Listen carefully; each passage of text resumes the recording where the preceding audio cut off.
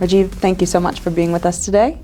Would you give us a brief introduction, please? Sure. Melissa, it's a delight, and thank you so much to you guys as well for giving us the opportunity.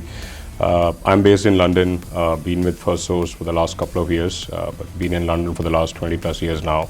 I'm the president of the EMEA business at Firstsource. Fantastic.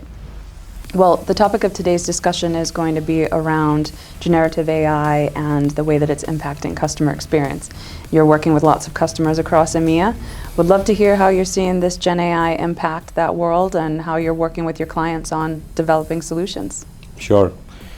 Very interesting, and I think everyone is exploring really the overall hype of GenAI, right? I think from where we've been servicing our customer for the last 2 decades, this is very, very crucial and important for us. Where we're seeing our customers they are in different pivot of the journey. So one is they're looking at how do I address the business needs, but at the same time, how do I enhance my customer operations, right? And we're trying to address the problem in 2 different vectors from that standpoint. So from a business standpoint, how do we make the customer experience much, much better? How do we deliver predictive analytics in terms of predictive decision making? So I think that's where there's a lot of effort being spent with our clients to really build up those co-pilots and use cases and start to figure out how do we implement and move forward in that journey. I think, if I really look at EMEA as a market as well, there is a lot going on from the cost of living pressures. You still have to ensure that, there are vulnerable customers. How do you really take care of them? Which means that you still have to drive a lot of call volumes, but then how do you reduce the wait time, right? And which is where I think where we are working with our customers very specifically is how do you deflect a voice call with waiting time towards the messaging and chat and address and troubleshoot that problem, right, and deliver a much better customer experience. So that's more from a business standpoint. But I think internally from an operation standpoint, it's a very interesting journey where we are. So we're saying we value the people, we value the agent, but how do we make sure that they themselves deliver a much better customer experience for themselves as well as for the end clients? And we are saying how do we deliver speed to competence? So can we reduce the training timeline? Can we bring AI? And which is where we are helping our customers to say, how do we reduce the training timeline, make the agent quicker and productive faster, and bring AI from a training standpoint?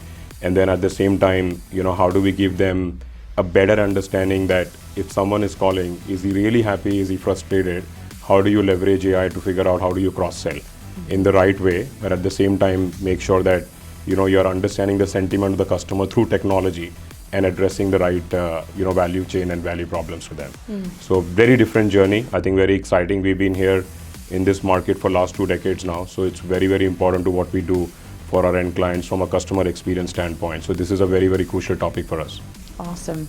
Yeah, and ideally it's that triple win of you're improving the customer experience, you're making things easier and better for the agent, and you're also, completing your business case around whether it's productivity, efficiency, Yes. cost savings. That's great. And do you think in the future, down the road, we'll start to see GenAI help to open new sources of value, outside of the productivity conversation, maybe revenue uplift and other I think ways we would. I think you're absolutely right, and I think I feel that's the next phase of the journey. How do you kind of leverage GenAI for product launches, right? And then how do we kind of really look at revenue optimization and revenue growth in the marketplace as well?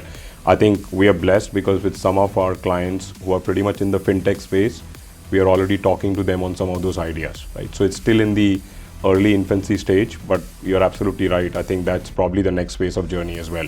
Some of them are early adopters, they're already thinking about it, but I think, some of the big banks and the other, the comms, media, telco companies we work with, I think it's the next phase of evolution. Excellent. Thank you so much again for being with us today. No worries. Thank you so much, Look forward to the Melissa. discussion. Yeah, thank you so much. Thanks.